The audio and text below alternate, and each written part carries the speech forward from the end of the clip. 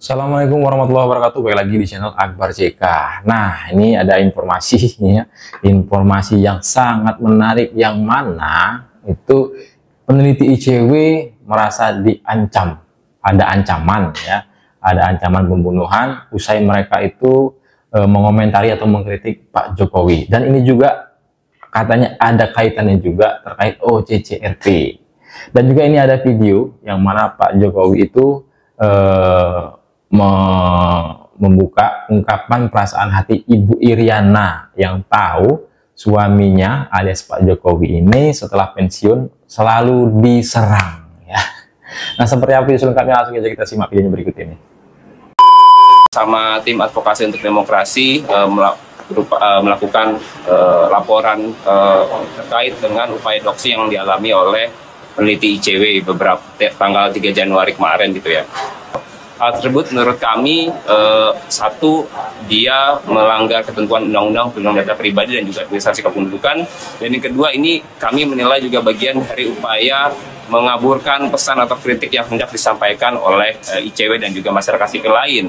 Karena apa yang disampaikan oleh kawan kami, oleh ICW berkaitan dengan masuknya nama mantan Presiden Jokowi dalam OCCRP. Itu yang kemudian kami sampaikan ke publik lewat beberapa siaran pers dan juga media, dan bersambut dengan upaya doxing seperti itu. Ya, bagaimanapun ini naif kalau kita tidak bilang tidak ada kaitan dengan komentar ITW, statement ICW terkait dengan nominasi Joko Widodo sebagai salah satu presiden terkorup gitu ya, berdasarkan OCCRP itu. Jadi setelah datanya diungkap, disebar, yang mana salah satu variabel datanya memuat nomor telepon, itu ada ancaman yang dilakukan gitu ya, bahkan ada ancaman pembunuhan dan lain sebagainya. Jadi kami juga menilai di sini ini bukan sekedar serangan siber atau digital, tapi ini juga harus dilihat sebagai adanya potensi terhadap serangan fisik. Sehingga kami di sini meminta perlindungan otoritas yang berwenang, dalam hal ini Bareskrim, untuk melakukan penegakan hukum, dan juga nanti sebagai tindak lanjut kami akan melakukan laporan dan pengaduan kepada lembaga negara terkait yang punya wewenang di bidang terkait juga melakukan perlindungan dan lain sebagainya, seperti LPSK dan Komnas HAM.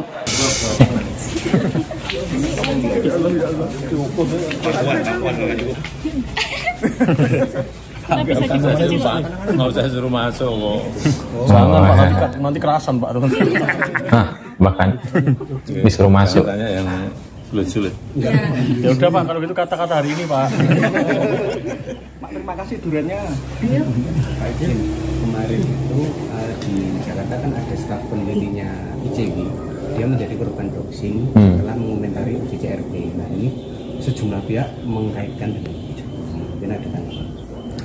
Saya itu di Solo, ke Jakarta kalau ada kawinan.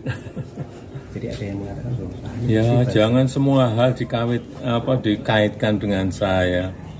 Semua hal dikaitkan dengan saya. Masa sampai urusan untuk pelatih PSSI saya juga dikaitkan dengan saya. Nah, hubungannya apa?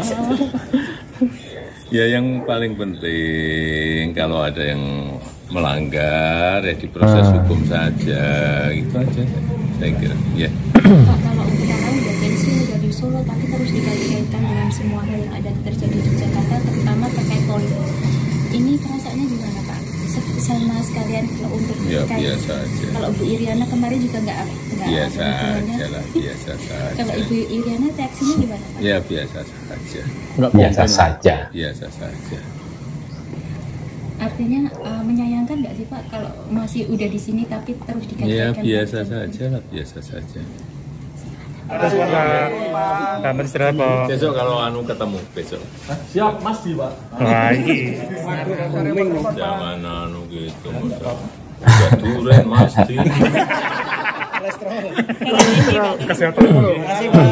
Terima kasih Pak. Terima kasih Pak. Mundur. Datang jalur.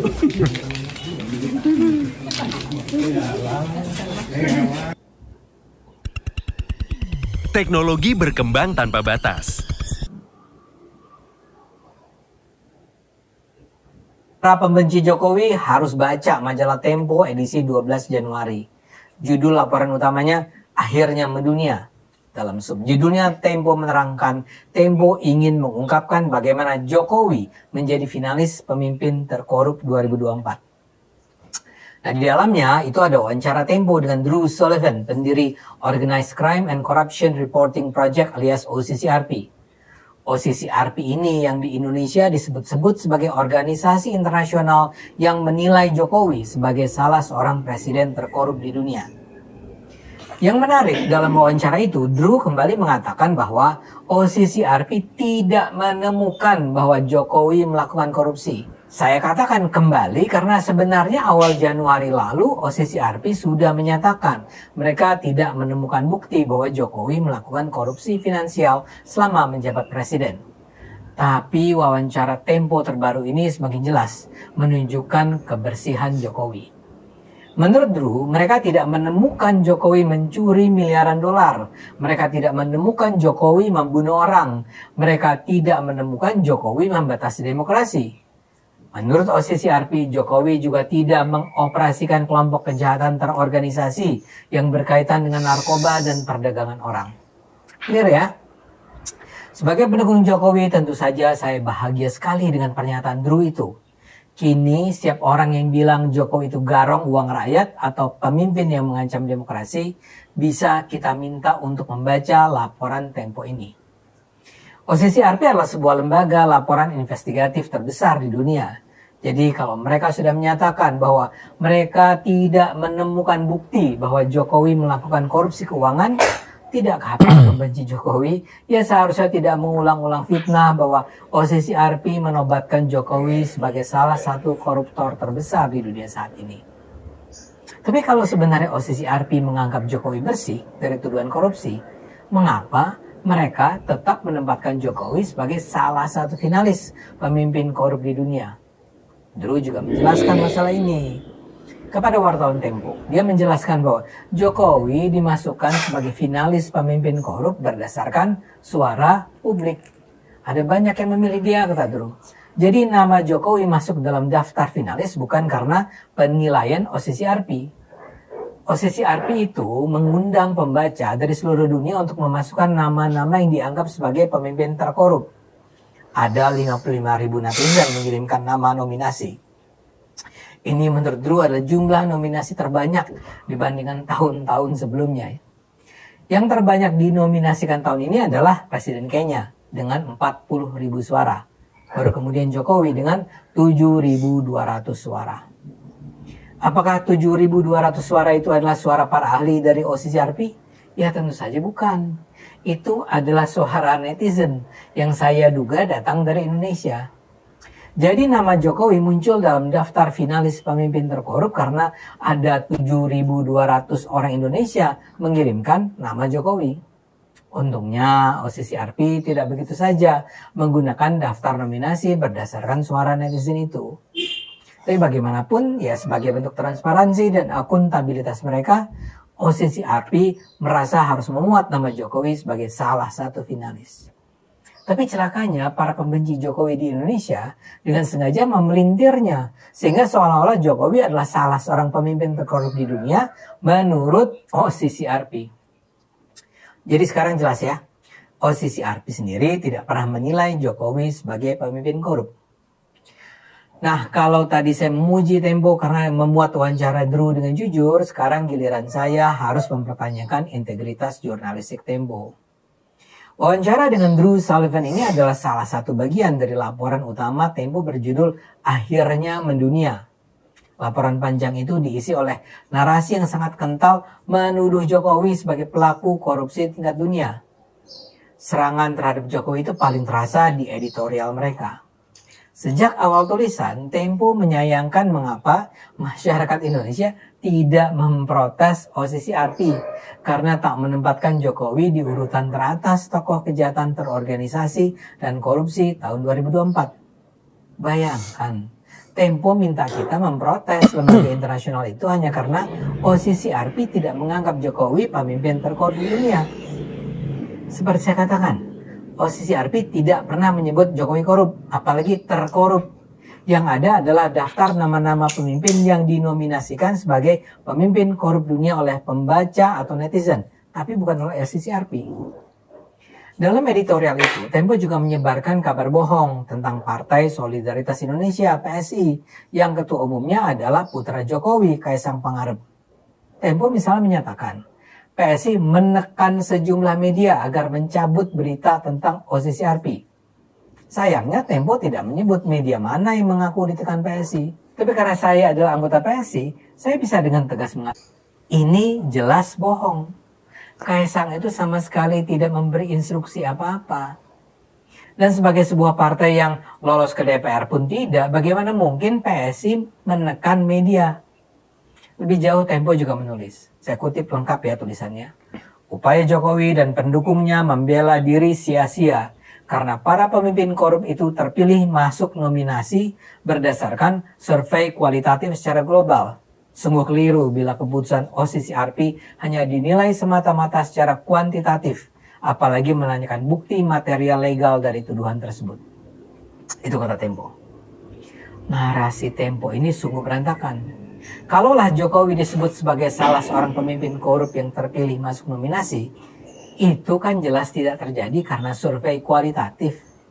Nama Jokowi masuk dalam daftar finalis semata-mata karena adanya cukup banyak suara yang mengirim nama dia ke OCCRP. Jadi itu jelas-jelas kuantitatif, bukan kualitatif. Di mana ya logika redaktor Tempo? Selanjutnya Tempo meracau tentang Jokowi. Walau sebenarnya sedang membuat editorial tentang OCCRP, Tempo memaki-maki begitu saja Jokowi. Menurut Tempo, 10 tahun menjadi presiden, Jokowi telah menimbulkan kerusakan parah dalam kehidupan bernegara di Indonesia. Nepotisme, penyalahgunaan kekuasaan, hingga praktik-praktik yang menggerus demokrasi dilakukan oleh Jokowi, kata Tempo. Itu semua, tulis Tempo, terjadi lewat kecurangan pemilihan umum. Seperti sebuah pamflet propaganda, Tempo menyebut pemilu 2024 sebagai pesta demokrasi terburuk sepanjang sejarah Indonesia setelah reformasi. Tempo menuduh Jokowi merusak lembaga penyelenggara pemilu demi menguntungkan anaknya, Gibran Rakabuming Raka yang kini menjadi wakil presiden. Menurut Tempo, terjadi pengerahan aparatur negara dan penyaluran bantuan sosial untuk memenangkan Gibran. Dan itu secara benderang masuk kategori kejahatan terorganisasi dan korupsi. Tempo juga menggambarkan bagaimana pendukung Jokowi merespons secara brutal laporan OCCRP ini. Tempo menggambarkan ada yang mengirim ancaman hendak meledakkan bom ke kantor OCCRP. Siapa yang mengirimkan bom? Tentu saja tidak jelas. Saya sengaja menjelaskan secara cukup detail isi laporan Tempo ini untuk menunjukkan betapa buruknya dan memalukannya serangan mereka ke Jokowi. Tempo menulis begitu saja semua cercaan mereka terhadap Jokowi tanpa merasa perlu menampilkan bukti-bukti tentang apa yang disebut sebagai kejahatan terorganisir dan korupsi oleh Jokowi. Kebencian Tempo terhadap Jokowi terbaca di seluruh laporan mereka. Tapi alih-alih melahirkan laporan berkualitas, Tempo hanya tampil seperti sebuah buletin amatir yang sekedar berisi maki-makian pada Jokowi. Rasanya Tempo perlu sekali berbenah diri agar bisa terasa manfaatnya bagi kita semua. Bila Tempo tidak memperbaiki diri, mereka hanya akan menjadi media penuh sensasi dan provokasi yang sama sekali tak berarti. Ayo gunakan akal sehat, karena hanya kalau kita gunakan akal sehat, Indonesia akan selamat. Nah, itu dia videonya ya. Nah, silakan ketik komentar kalian di kolom komentar seperti apa komentar kalian terkait video ini ya. Jangan lupa like, comment, share, dan subscribe-nya agar tidak ketinggalan informasi dan notifikasi dari channel ini. Saya akhiri. Assalamualaikum warahmatullahi wabarakatuh. Salam sehat selalu. Bye-bye.